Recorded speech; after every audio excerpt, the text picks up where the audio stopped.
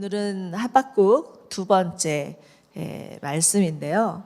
오늘 말씀은 하박국의 두 번째 질문으로 시작을 합니다. 하박국의 첫 번째 질문의 핵심은 하나님, 어찌해서 이 불의한 세상을 보고만 계십니까? 라는 질문이었어요. 이때 하나님께서 뭐라고 대답을 하십니까? 기억하시나요? 날마다 새로우시죠? 할렐루야. 예, 하나님이 내가 너희보다 더 악한 바벨론을 통해서 너희를 심판하실 것이다. 이렇게 말씀을 하시죠. 정말 기가 찬 노릇이죠. 차라리 듣지 않는 게 더 나았을 뻔한 하나님의 응답이었습니다. 유다가 정말 하나님께 죄를 지어서 심판을 하나님이 하시겠다고 하면 그것은 10분 이해가 가고 수긍이 가죠. 잘못했으니까. 그러나 우리보다 더 악한 바벨론을 통해서 심판하신다는 것은 그 대답에 만족할 수도 없고 동의할 수도 없었던 거죠. 하박국은 너무나 혼란스러운 마음으로 다시 두 번째 질문을 합니다. 우리말 성경을 보면 그 앞에 그 두 번째 질문의 소재에 하나님이 하박국이 두 번째 불평함이라고 달아져 있어요. 그런데 그 내용을 자세히 읽어보면 그건 불평 정도가 아니라 완전히 불같은 항의였다라고도 볼 수 있습니다. 하박국에게는 저항의 영성이 있었던 것 같아요. 그런데 여러분, 이 저항의 영성은 세상을 변화시킬 수 있는 또 힘이라는 것을 기억해 보실 필요가 있습니다. 15세기 중세의 그 유럽에 로마 카톨릭이 너무나 부패했을 때 유럽 곳곳에서는 마틴 루터와 같은 개혁가들이 종교개혁을 일으키죠. 이들로 인해서 유럽 곳곳에서 종교개혁이 일어났습니다. 저는 한 4년 전이었던 것 같아요. 그때 저희 팀들이랑 같이 유럽 종교개혁이 있었던 곳을 이렇게 돌아다녔었는데 그것을 또 돌아다니면서 또 그 역사를 보면서 야, 정말 하나님의 사람들이 얼마나 그 당시에 그 종교적으로 부패했던 그 상황들을 바라보면서 끝까지 씨름하고 끝까지 항해했는지를 보면서 너무나 큰 감동을 받았었습니다. 그래서 그들을 뭐라고 하죠? 영어로는 프로테스탄트라고 하죠. 근데 프로테스탄트라는 뜻은 항의하는 자라는 뜻입니다. 그들이 정말 그 부패한 카톨릭에 저항해서 항거했을 때 오늘날 기독교가 있는 것이고 오늘날 우리가 이 자리에 있게 된 것입니다. 그런데 그렇다고 해서 무턱대고 저항하면 안 되는 거죠. 하박국이 지금 두 번째 질문에서 그 내용을 보면 그가 얼마나 하나님을 신뢰하고 있었는지를 잘 알 수 있습니다. 12절과 13절 먼저 함께 읽어보면 좋겠습니다. 시작. 오 여호와여, 주께서는 영원전부터 계시지 않습니까? 내 하나님 거룩하신 주여, 우리는 죽지 않을 것입니다. 주 여호와여, 주께서는 심판을 위해 그들을 세우셨습니다. 반석이시여, 주께서는 그들을 세워 벌하셨습니다. 주의 눈은 정결해서 죄악을 보시지 않고 죄악을 그냥 바라보시지 못합니다. 자, 하박국이 하나님을 어떻게 부르고 있는지를 좀 보시면 좋을 것 같습니다. 그는 하나님을 향해서 하나님은 영원전부터 계신 분, 또 나의 하나님, 거룩하신 주님, 반석 이렇게 부르고 있죠. 이걸 통해서 우리는 하박국이 하나님을 어떻게 알고 있는지를 잘 알 수가 있습니다. 그리고 그렇게 하나님이 어떤 분인지를 알았기 때문에 하박국은 하나님께 이렇게 담대히 질문할 수 있었던 것입니다. 여러분, 우리가 하나님을 어떻게 알고 있느냐에 따라서 하나님 관계가 달라질 수 있습니다. 하나님과 친밀하고 인격적인 관계, 그 관계를 누린다는 것은 어떤 것일까요? 그것은 어떤 것을 우리가 하나님 앞에 잘한 것만 얘기하는 것이 아니라 잘했던 잘못됐던 무엇이든지 간에 솔직하게 터놓고 이야기할 수 있는 관계를 하나님과 친밀하고 인격적인 관계라고 말할 수 있는 거죠. 마치 부모 자식과의 관계와도 같다라고 볼 수가 있습니다. 저는 아들이 셋이 있어요. 저희 아들들은 효자입니다. 그래서 정말 친절하고 따뜻해서 아들 같지 않은 딸 같은 아들이라 이런 말들을 또 주변에서 하거든요. 그런데 가끔 우리 아들들이 뭘 잘한다는 게 있다고 저에게 와서 큰 소리 땅땅 치면서 또 때로는 화도 내고 성질도 내는지 도대체 이해할 수가 없어요. 정말 들어주다가도 기가 찰 때가 많이 있습니다.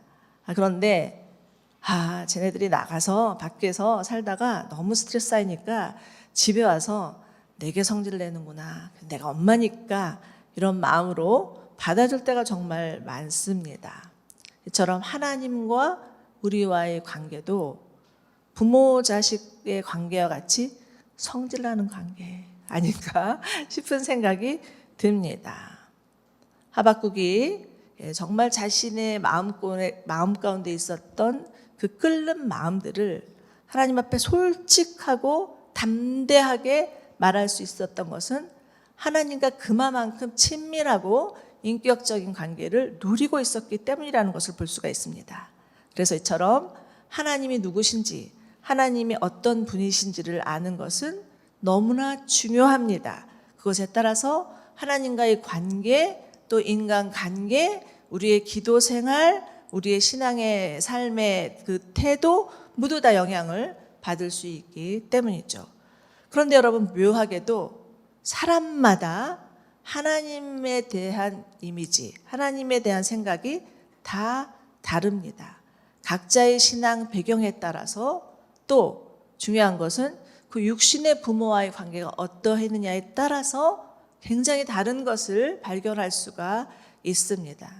여러분, 정말 율법적인 신앙의 배경에서 자란 분들을 보면 하나님은 너무 엄하기만 하신 분이라고 생각하는 경향들이 있습니다. 그래서 좀 강박적인 신앙생활을 하기도 하고요. 또 아니면은 쓸데없는 죄책감에 사로잡혀서 정말 하나님 안에서 자유가 무엇인지를 잘 모른 채 신앙생활을 하시는 분들이 많이 있습니다. 또 성령을 지나치게 강조한 교회에서 자란 분들이라면 이런 분들은 주로 예언, 환상, 방언, 이게 중요해서 모임을 갖고 예배를 갔는데 예언이 없고 환상이 없고 방언이 없다, 시시해서 못 다니는 거예요. 그러면서 언제나 그 성령의 은사가 있는 모임을 쫓아다니는 경우가 있습니다. 이런 분들에게 하나님은 좀 산신령 같은 분이라고도 볼 수가 있습니다. 여러분, 특히 우리 그 육신의 부모와의 관계는 하나님과의 관계에 영향을 줍니다. 특히 육신의 아버지와의 관계에서도 특별히 그럴 수 있습니다. 만약 육신의 아버지가 너무 무관심한 아버지였다라면 하나님 아버지와도 거리가 멀게 느껴질 수 있습니다. 또 너무 바쁜 아버지였다면 하나님 아버지도 너무 바빠서 내 기도는 못 들어주실 거야, 하나님은 세계 선교에나 관심이 있지 내까진 게 뭐라고 라고 생각하면서 하나님과 거리를 둘 수도 있습니다. 또 일관성 없는 아버지 밑에서 자란 자녀라면 하나님도 책임감이 없으시다라고 생각할 수도 있습니다. 또 늘 야단만 치고 칭찬은 없는 아버지였다면 하나님도 인색한 분이라고 생각할 수 있습니다.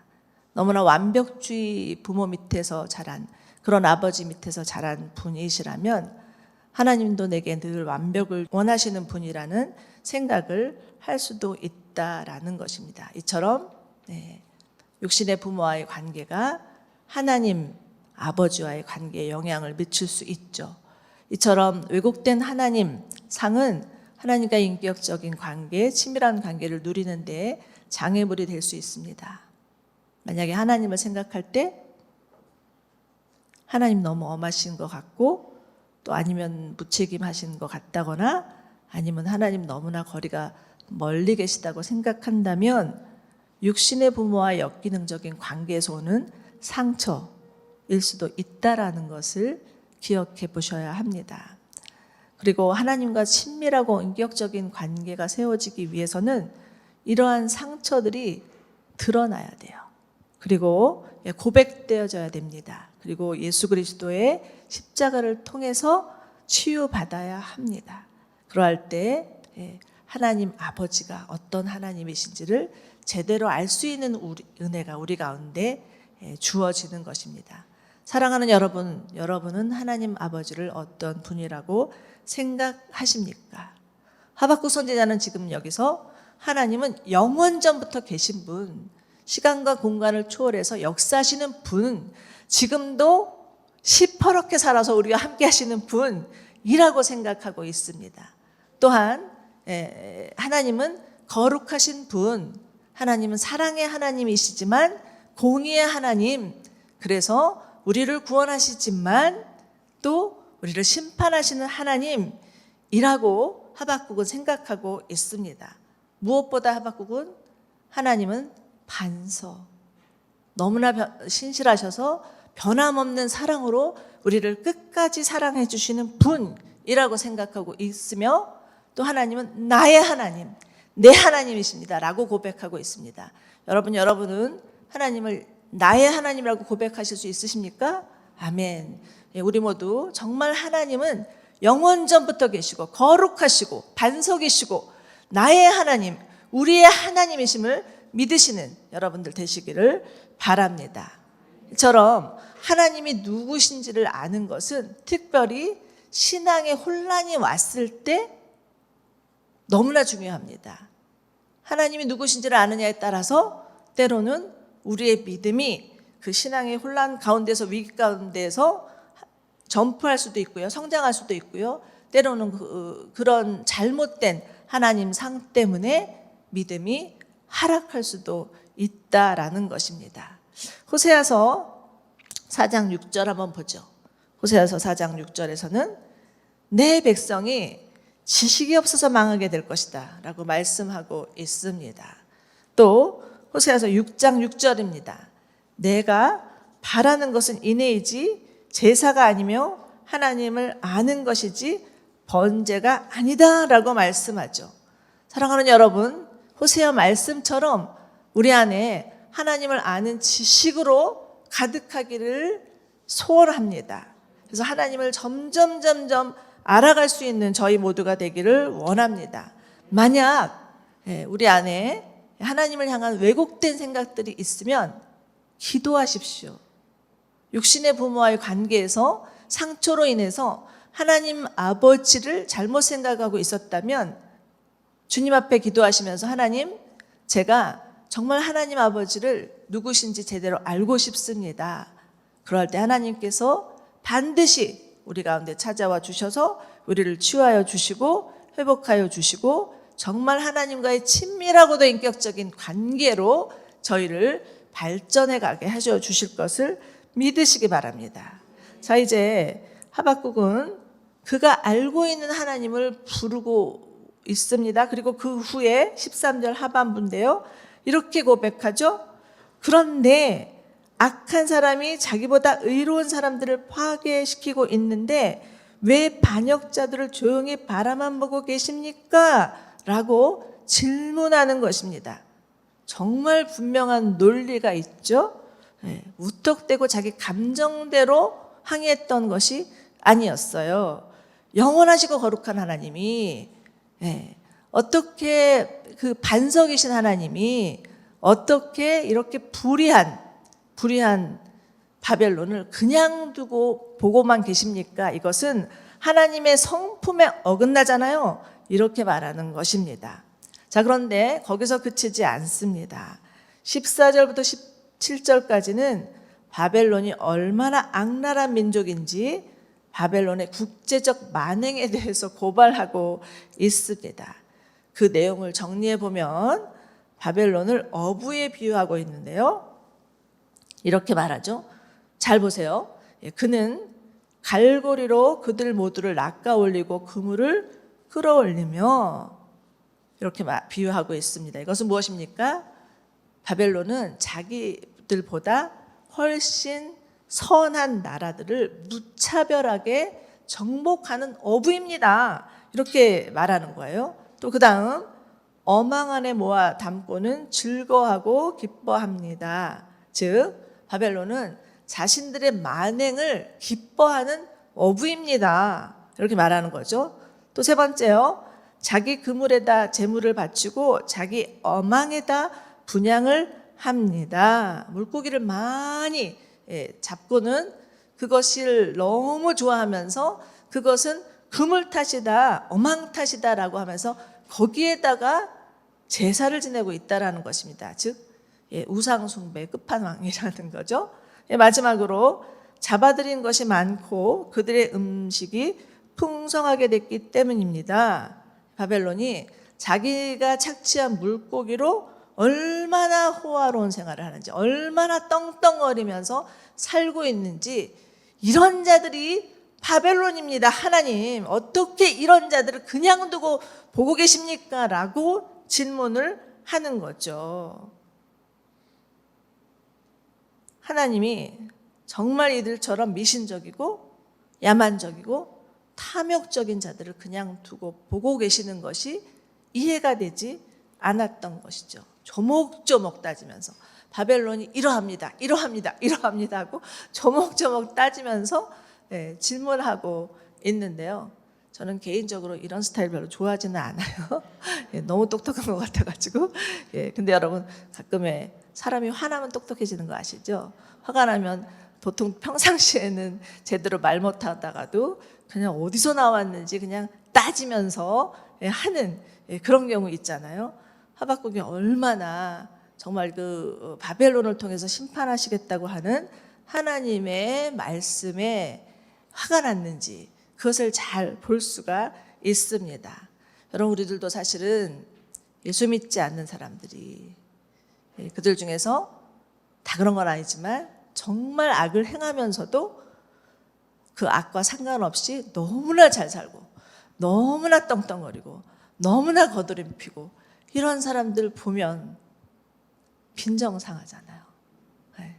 우리는 예수 믿는다고 늘 교회 다니면서 세상 돌아가는 것이 어떤 건지 모르는데 그들은 보니까 샀다 하면 아파트 값이 오르고 그러고 알고 봤더니 뒤에 아파트가 한 채도 아니고 여러 채야. 이랬을 때 저희도 화가 나잖아요. 이게 도대체 이게 무슨 세상입니까? 이런 마음인 거예요. 이런 마음.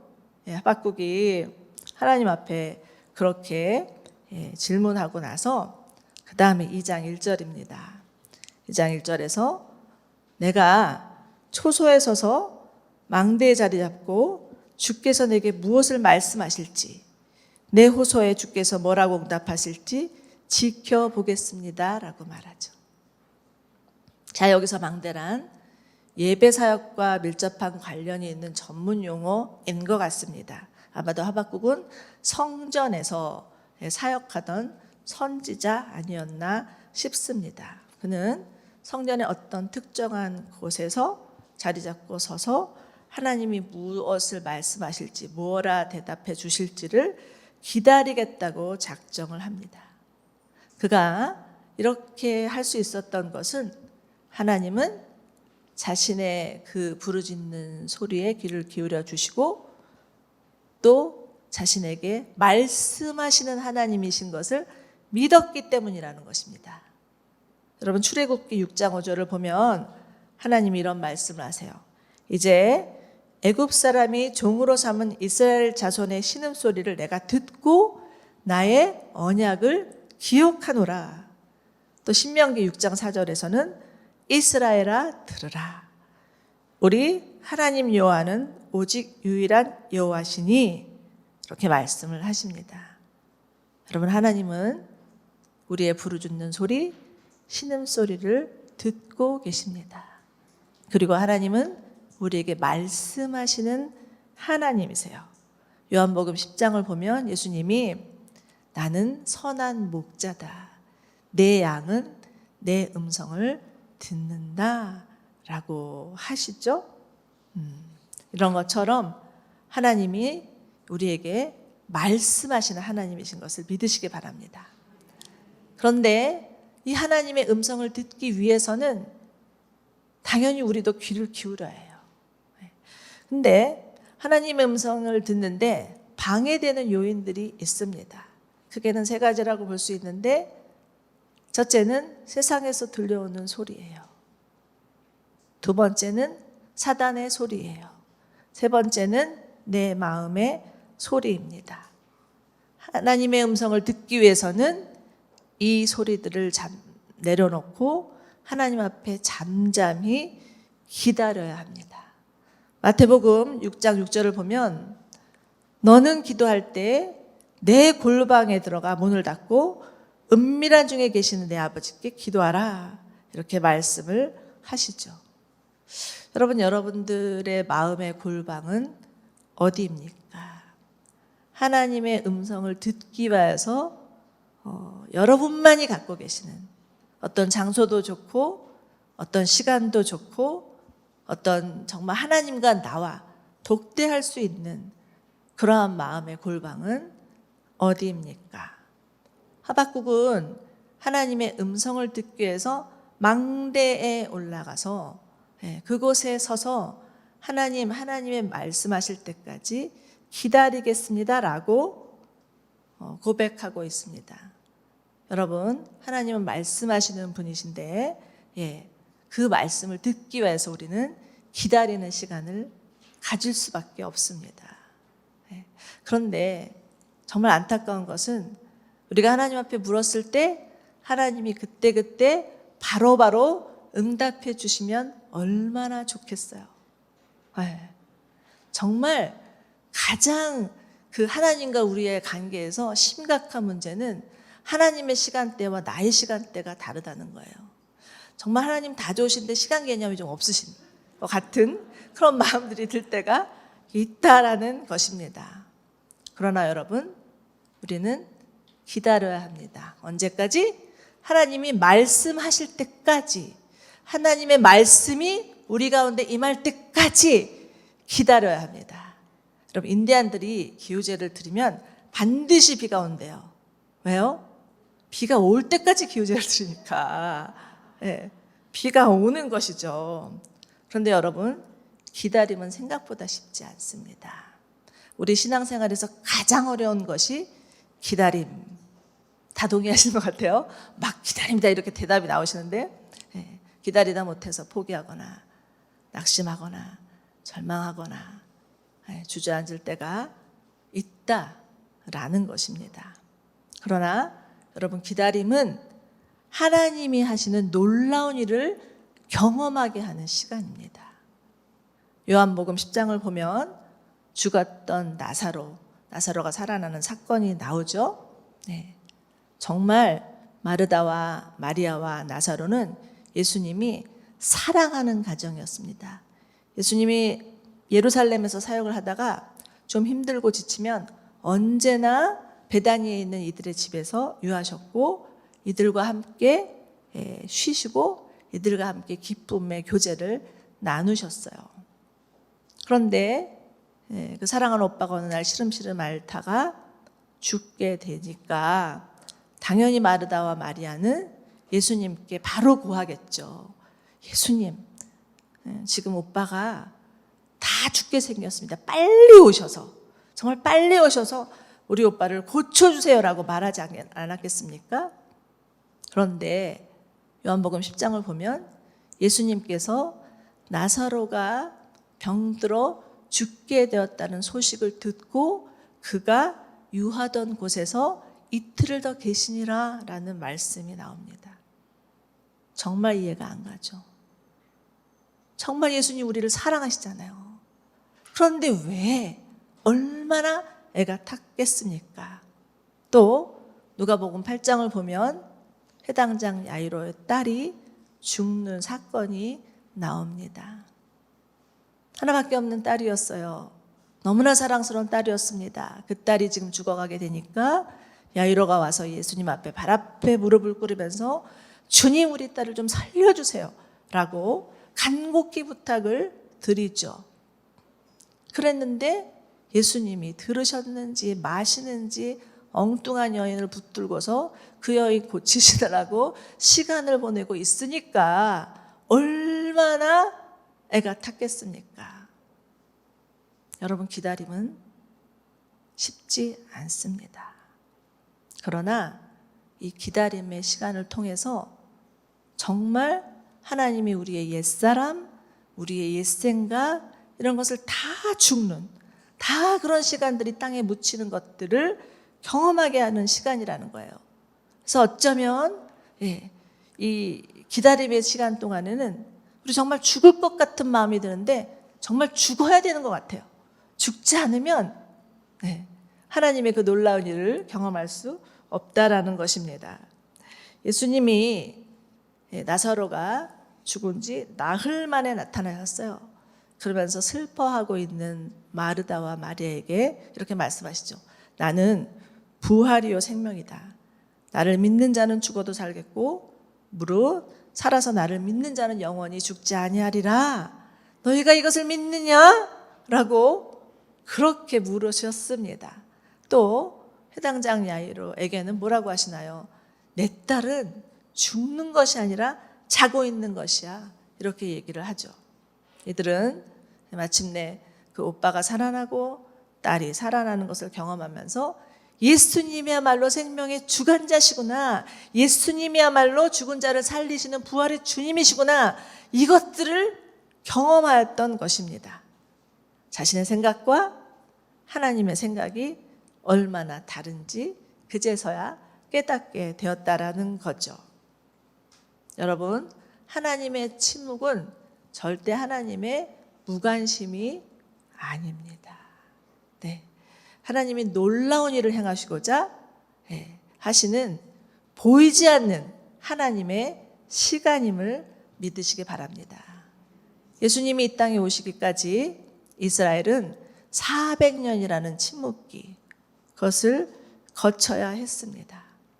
한 알의 밀알이 땅에 떨어져서 싹을 맺기 위해서는, 열매 맺기 위해서는 봄, 여름, 가을, 겨울 이 햇수를 거듭하면서 이 시간들을, 이 계절들을 보내야 비로소 열매를 맺게 되는 거죠. 기다림의 시간이 필요했던 것입니다.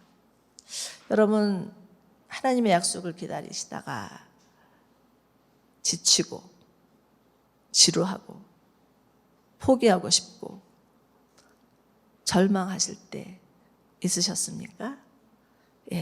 특히 우리 여기 있는 분들 대부분 어머님이시니까 자녀 문제, 자녀를 위해서 기도하고, 자녀가 정말 하나님 앞에 돌아오기를 원하고, 정말 집에서 나가지도 않고 방콕만 하고 우울의 늪에 빠져 있는 자녀들 있을 때 그 자녀를 위해서 기도해도 아무 응답도 없고 아무 변화도 없을 때 얼마나 힘든 시간을 보내십니까? 그러나 여러분, 끝날 때까지 끝난 것이 아님을 믿으시기 바랍니다. 반드시 하나님께서 하나님의 시간에 일하실 것입니다. 절대 포기하지 마시고 서두르지 마시고 끝까지 하나님을 신뢰함으로 하나님을 기다리시는 여러분들 되시기를 바랍니다. 시편 40편 1절 한번 보겠습니다. 우리 다 함께 읽을까요? 시작.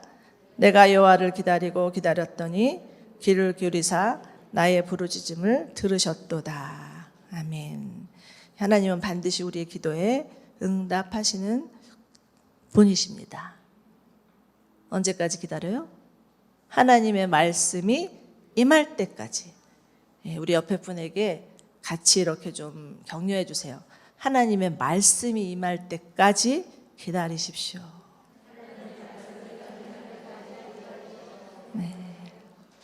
여러분, 기다림이란 절대 수동적인 태도가 아닙니다.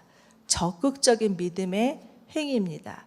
시편 27편 14절 말씀 한번 같이 보겠습니다. 시작. 너는 여호와를 기다릴지어다.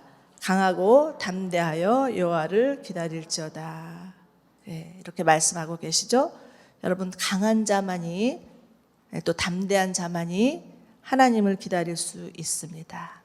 강하고 담대한 믿음이 없이는 하나님 기다릴래야 기다릴 수 없어요. 여러분, 우리 신앙의 여정은 기다림의 여정입니다. 기다리는 자만이 하나님을 만날 수 있고 기다리는 자만이 성숙해질 수 있음을 믿으시기 바랍니다. 네. 자, 이제 2장 2절에서 20절까지가 하나님의 응답이에요. 하박국의 두 번째 질문에 대한 하나님의 두 번째 응답인데요. 오늘은 4절까지만 보겠습니다. 2절, 3절 함께 읽어보겠습니다. 시작. 그러자 여호와께서 내게 대답하셨다. 이 묵시를 기록하여라. 판에 똑똑히 새겨서 달리는 사람도 읽을 수 있게 하여라. 왜냐하면 이 묵시는 정한 때가 되어 이루어지고 마지막 때를 말하고 있으며 반드시 이루어진다. 비록 늦어진다 해도 너는 기다려라. 반드시 올 것이며 지체되지 않을 것이다. 아멘. 예, 여기서 묵시는 영어로 보면 더 레블레이션 이렇게 되어 있어요. 계시라는 것이죠. 계시란 무엇입니까? 베일에 감추어졌던 것이 드러나는 것을 계시라고 합니다. 아직 아무도 몰랐던 하나님의 비밀한 계획들이 드러나는 것을 말하죠. 하나님이 하박국의 그 질문에 하나님의 계획, 하나님의 뜻, 하나님의 생각들을 말씀해 주시는데 이것은 이스라엘뿐만 아니라 모든 나라, 그 나라들이 들어야 될 하나님의 주권적인 뜻과 계획이었습니다. 반드시 이루어질, 그리고 마지막 때에 관한 하나님의 말씀이었습니다. 여러분, 여기서 중요한 것은 때입니다. 하나님이 정하신 때가 있다라는 거예요. 인간의 때가 아닌 하나님의 때를 말하는 거죠. 우리의 문제는 무엇입니까? 우리의 문제는 우리가 시기를 정해놓고 그 때를 이루어달라고 허거지를 부리면서 하나님 앞에 막 호소하며 기도하는 것이죠. 그런데 하나님의 시간대와 우리의 시간대가 다르죠. 그러나 정말 중요한 것은 이 하나님의 때는 늦지도 않고 빠르지도 않은 정확한 하나님의 때다. 하나님의 타이밍임을 기억하시기 바랍니다. 죽은 나사로가 살아나고 야이로의 딸이 살아난 것은 결코 늦은 일이 아니었어요. 늦지도 빠르지도 않은 정확한 하나님의 때였습니다. 예수님이 400년 침묵기를 깨고 이 땅에 오신 것은 온 세상을 구원하시기 위한 하나님의 정확한 타이밍이었습니다. 여러분, 그것처럼 재림의 주님도 다시 오실 주님도 하나님의 때에 오실 것입니다. 요즘 제가 깜짝 놀랐어요. 또 아주 열심히 기도하시고 열심히 신앙생활 하신다는 분인데 어느 날 저에게 오더니 살며시 목사님, 예수님이 오실 때 그때를 우리 목사님이 말하고 있는데 우리 교회는 아닙니다. 정말 그럴까요? 이러고 물어보는 거예요. 정말 어처구니가 없었습니다.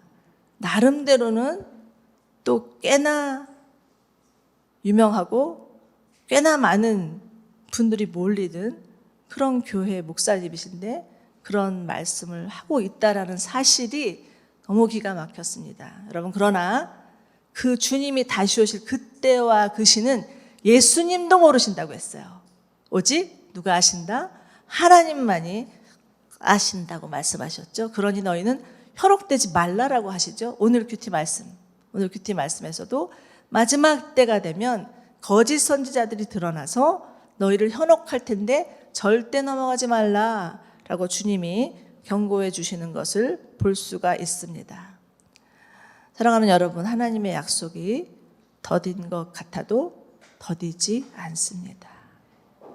그것은 하나님의 정확한 때입니다.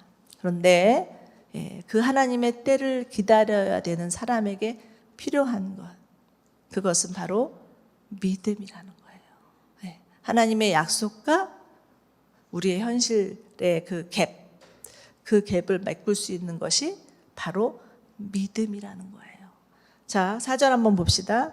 4절에서 하나님은 이렇게 말씀하시죠. 보아라, 마음이 교만한 사람은 의롭지 않다. 그러나 의인은 그의 믿음으로 살 것이다. 아멘. 예. 자, 여러분 믿음으로 사시기를 원하시죠? 아멘. 예, 우리 모두 다 정말 믿음으로 사시는 여러분들 되시기를 바랍니다. 그런데 과연 믿음으로 사는 것은 어떻게 사는 것이 믿음으로 사는 것일까요? 우리 믿음으로 살겠습니다라는 수많은 고백을 하지만 정말 어떻게 사는 것이 믿음으로 사는 것인지에 대한 것은 때로는 내 스스로도 구체적이지 않을 때가 있습니다. 그런데 로마서 4장에서는 믿음으로 사는 삶이 어떠한 삶인지 아브라함의 예를 통해서 보여주고 있습니다. 한번 살펴보죠. 로마서 4장 19에서 24절입니다. 로마서 4장 19에서 24절 저희 함께 읽어보겠습니다. 시작. 아브라함은 100세가 돼 이미 자기 몸이 죽은 것 같고 사라의 태가 죽은 것 같음을 알고도 믿음이 약해지지 않았습니다. 그는 하나님의 약속을 믿고 의심치 않았고 도리어 믿음이 굳건해져서 하나님께 영광을 돌리고 약속하신 그것을 또한 능히 이루실 것을 확신했습니다. 그러므로 그것이 그에게 의로 여겨졌습니다. 그에게 의로 여겨졌다라는 말은 아브라함을 위해서 기록된 것이 아니고 의롭다고 인정을 받은 우리, 곧 우리 중 예수를 죽은 사람 가운데서 살리신 분을 믿는 우리도 위한 것입니다. 아멘. 로마서에서 보여주고 있는 아브라함의 믿음, 그 아브라함의 믿음은 약해지지 않는 믿음, 의심치 않는 믿음, 굳건한 믿음이었습니다. 아브라함도 사례도 도저히 아기를 낳을 수 없는 형편이었어요. 자기 몸이 정말 이제는 죽은 것과 마찬가지다라고 생각했습니다. 그럼에도 불구하고 아브라함은 하나님의 약속을 의심치 않았고 약해지지도 않았고 오히려 더 굳건해졌다라고 얘기하는 거죠. 그런데가 중요합니다. 우리가 잘 알다시피 창세기를 보면 아브라함의 믿음이 흔들렸다는 것을 볼 수가 있습니다. 사라도 마찬가지예요. 하나님의 약속을 주셨는데 시간이 흐르고 많은 시간이 흘러도 영 기미가 보이지 않자 사라가 아브라함을 종용해서 아브라함이 결국은 몸종을 통해서 이스마엘을 낳게 되는 일이 있죠. 그리고 또 시간이 흘렀습니다. 이스마엘이 16살이 될 때까지 그들은 그걸로 만족했어요. 그냥 이스마엘이나 잘 키우면서 살지 이렇게 생각을 했습니다. 그런데 어느 날 하나님의 때가 되어서 아브라함에게 하나님이 나타나시죠. 내가 내년에 너에게 약속의 자녀 이삭을 줄 것이다 라고 말씀하시죠. 여러분 믿음은요 절대 한 번에 이루어지는 것이 아닙니다. 믿음은 마치 생명과도 같아요. 믿음에서 믿음으로 믿음은 점점 자라나는 것입니다. 그렇기 때문에 여러분이 믿음을 가지다가 때로는 지치고 때로는 포기했다 할지라도 실망하지 마세요. 믿음의 주에 온전케 하시는 예수 그리스도께서 우리를 믿음에서 믿음으로 이르게 하시고 믿음의 사람으로 자라나게 하여 주실 것을 믿으시기 바랍니다. 자, 그런데 마지막으로 누가 믿음으로 산다고 했습니까? 의인이 믿음으로 산다라고 말씀하고 있습니다. 의인은 누구입니까? 예수 그리스도를 믿는 자, 예수님을 영접한 자가 의인이라는 것입니다. 우리가 어떤 행동을 잘해서도 아니고 자격이 있어서도 아니고 자질이 있어서도 아니고 오로지 예수 그리스도가 내 영혼의 구세주요 내 인생의 주인임을 믿는 자, 그 자만이 믿음으로 살 수 있는 것입니다. 교만한 자는 믿음으로 살 수 없다고 말하고 있어요. 예수님을 영접하지 않은 자, 자기 마음대로 자기 인생의 주인이라고 생각하면서 사는 자들에게는 믿음으로 살 수 없습니다. 그러나 의인은 믿음으로 말미암아 살리라 라고 그렇게 우리에게 말씀하신 그 말씀이 우리 가운데 이 자리에 있는 저희 모두에게도 동일하게 주어지는 것을 믿으시기 바랍니다. 네. 정말 어려운 시대예요. 정말 코로나를 통해서 얼마나 많은 사람들이 믿음이 흔들리고 연약해지고 있는지 모릅니다. 하나님 정말 살아계신가? 라는 의심도 가질 수 있습니다. 그러나 다시 믿음의 주에 온전케 하시는 예수 그리스도, 그분을 바라보시기 바랍니다. 예수 그리스도께서 우리를 믿음에서 믿음으로 이르게 하실 것을 믿습니다. 자신을 향해서, 세상을 향해서 선포하세요. 의인은 믿음으로 말미암아 살 것입니다. 이렇게 선포하는 저희 모두 되기를 원합니다. 우리 함께 자신에게 좀 선포할까요? 의인은 믿음으로 말미암아 살 것입니다. 아멘. 아무리 어려운 상황이 온다 할지라도 믿음으로 주님을 기다리십시오. 주님이 말씀하실 때까지 기다리십시오. 그러할 때 정말 하나님께서 우리 가운데 행하시는 놀라운 일을 경험할 것이고, 우리는 우리 안에 있는 모든 옛사람, 옛생각들이 벗어던지고 정말 새 사람이 되어서 하나님의 놀라운 일을 경험할 뿐만 아니라 하나님의 믿음의 사람으로 성숙한 자로 변화될 것을 주님의 이름으로 축원합니다.